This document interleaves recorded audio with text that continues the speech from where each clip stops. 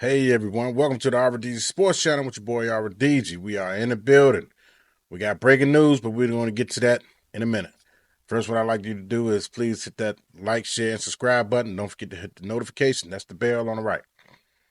Anyway, let's get down to it. We made roster moves today. We made some roster moves today. Roster update. The Washington Commanders have signed defensive end Justin Hollins and released linebacker Bo Bauer. Hollins, a fifth-round pick by the Denver Broncos in 2019, played for the Los Angeles Chargers, New York Giants, and Green Bay Packers last season, appearing in 4 games with 9 tackles. For his career, Hollins has recorded 123 tackles with 10.5 sacks and 3 forced fumbles. He also spent 2 full seasons with the Los Angeles Rams before being released and signed by the Packers 10 games into the 2022 season. Hollins spent his college career playing for the University of Oregon, recording 184 tackles, 36.5 for a loss, and 13 sacks. He was named the first team All Pac-12 for getting a career-high 64 tackles in 2018 to go with 6.5 sacks, 5 forced fumbles, 6 pass breakups, and an interception. It's a little bit of depth player who may turn out to be a force to be reckoned with. You never know. I trust Adam Peters. We need all the defensive line help we can give. You can have a nice, steady, fluent rotation in there. That'll be great. Always. Can never have enough offensive linemen or defensive linemen. Let's get right to the breaking news. It's not a secret, as Dan Quinn always referenced to. He said it's not a secret, so why are we... I'm not going to say we're surprised, because us fans, we're the smartest fans in the NFL. We already knew this. Everybody knows this in this area right here. We knew who was going to be the starting QB going into week 1. We know it wasn't going to be Marcus Mariota, and no disrespect to Marcus Mariota. He had his time to shine in the NFL, and now it's time to pass it on to a guy that's going to be a star in the NFL. Could possibly be the face in the NFL once Patrick Mahomes finally set it aside and say, you know what, I'm done. So Jayden Daniels, Caleb Williams, guys of that nature, these guys are special talent. Kudos to Caleb Williams for that spectacular ball that he threw on the run, looking like Patrick Mahomes. I said from the get-go, I wouldn't have had a problem if we'd have drafted Caleb Williams if Chicago would have turned out to pick Jayden Daniels number 1 pick. You couldn't go wrong at that 1 and 2 spot. You can't go wrong, need one of those guys. But I'm proud of Jayden Daniels, man. I'm ecstatic to finally hear Dan Quinn naming him the starter publicly, because we all knew, behind closed doors, we knew what was going on. He groomed the guy, and I'm going to read just a little tidbit of the article, not the whole entire article, because this is a long read, courtesy of Zach Selby.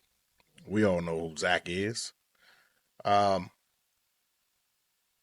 Daniels' coaches have praised his ability to not only retain information, but implement it and improve each day. As his comfort level in Cliff Kingsbury offense scheme increased, so too did his snap counts in practice. He went from getting reps with the starters in certain situations to leading the whole periods with the first group. Over the past 2 weeks, Daniels has exclusively worked with the starting offense. Throughout the process, Daniels chose to be patient and focus on overcoming the obstacles that were put in front of him. I like competing. I'm a competitor, Daniel says. Regardless of if I was announced a starter or not, you got to still compete. you gotta love that, man. You still can't be content with your job. Be comfortable and think it's just your job and seal the deal. You got to compete. Daniel's biggest test came during the Commanders' joint practices and preseason games with New York Jets and Miami Dolphins. Sorry about that pop-up. Both of whom had top 10 defenses in 2023 and excelled at generating sacks. While the rain and lack of starters on the offensive line did prevent him from making many more explosive plays against the Jets, Daniels did show off his accuracy with passes to De'Ami Brown in one-on-one drills and Zach Ertz, who has become one of his most reliable targets in team drills. That's not a surprise. Zach Ertz is one of the best tight ends in the league for the last 10 years. That's not a surprise. He's a proven veteran who knows how to get open against the zone. it was enough for his opponents to see that Daniels had special traits that would help him succeed at the professional level. Um, there's a quote by Sauce Gardner. I just told him, like, man, you're going to be real good, said Jets cornerback Sauce Gardner. It was great just to be able to line up against him. As a corner, you want to go against a rookie quarterback.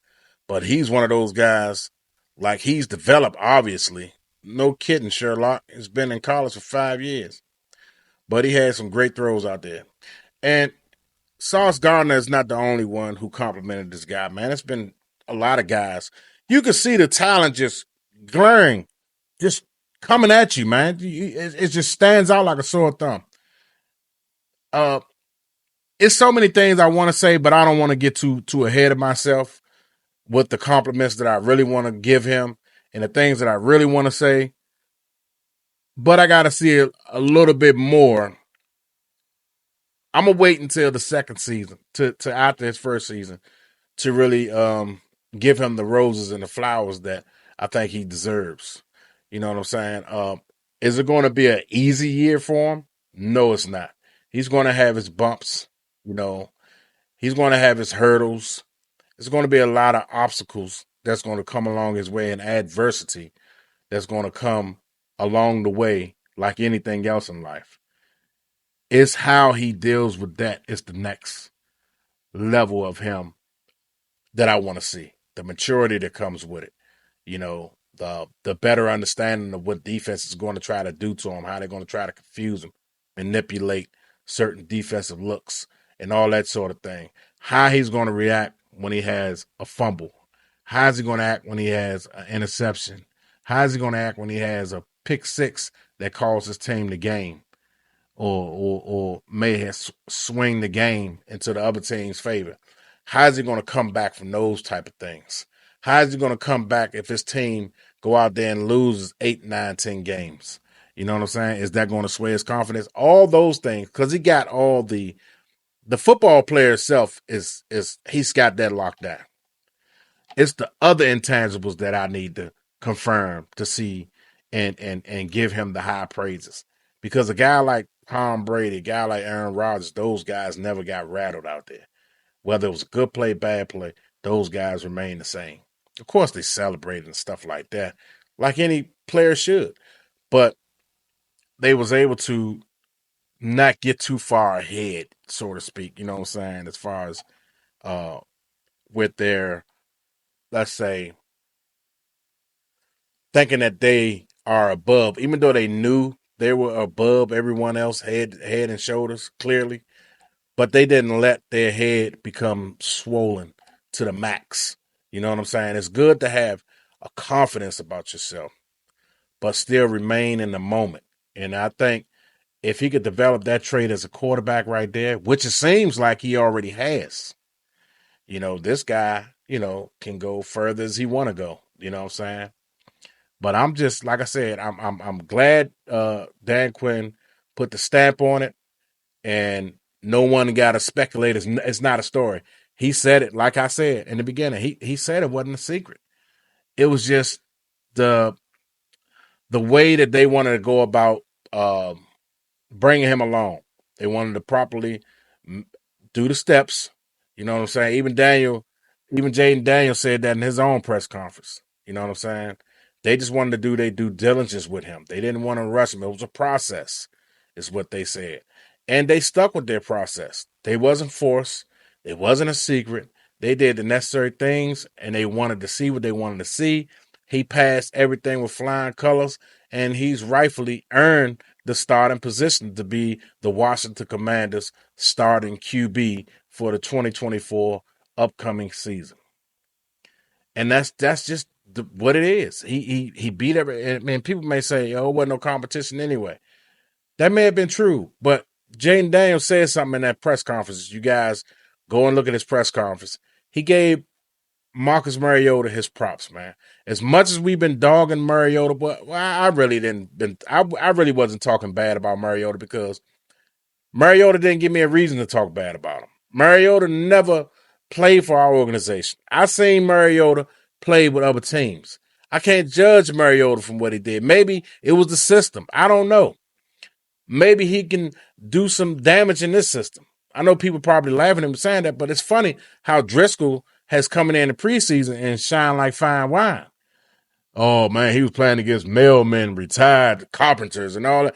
I don't care who he was playing with, man. He made the correct decisions out there. He didn't throw no interceptions. He didn't have no fumbles. I see other guys like Daniel Jones for the Giants making all type of mistakes out there. And he's got, what, 5-6 years under his belt now, going into his sixth season? So don't give me that, he's this and he's that, he played against that. It doesn't matter, man. If you can play, you can play. Bottom line. If you can't, you can't. Simple as that. I'm not making no excuses for nobody. I'm going to see with my eyes, and Driscoll is a nice backup piece to have, as well as Sam Hartman. The Commanders' front office did a good job in finding backups behind Jayden Daniels. You want to keep the ship rolling. I'm rooting for these guys because if something happened to Jayden Daniels, I need a competent quarterback back there at least can hold it down for the next 5 or 6 games or possibly the rest of the year. When you got guys that's capable of being a good backup, it eases your mind a little bit. So you guys would want somebody to be a good backup. You want to cheer them on. You want to say, yeah, I'm rooting for them. I'm behind them. I'm standing behind them. You want that. And I'm behind whoever we got back there as backup quarterback. But Jayden Daniels is our starter, so I'm definitely behind with him 1,000%. 1,000%.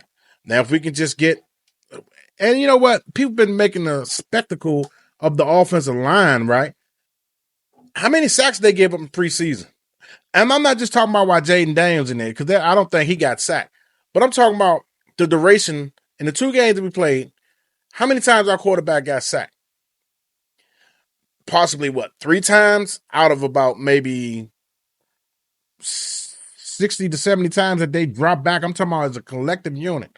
That offensive line and that quarterback, whether it was Jayden Daniels, Sam Hartman, Driscoll, or the other guy that just played recently, those guys dropped back a ton of times. And they only gave up like 2 to 3 sacks. I think I went too far with 3. Gave up like 2 sacks. You got to be encouraged by that. And with different offensive linemen in there, 3 of our offensive linemen haven't even played.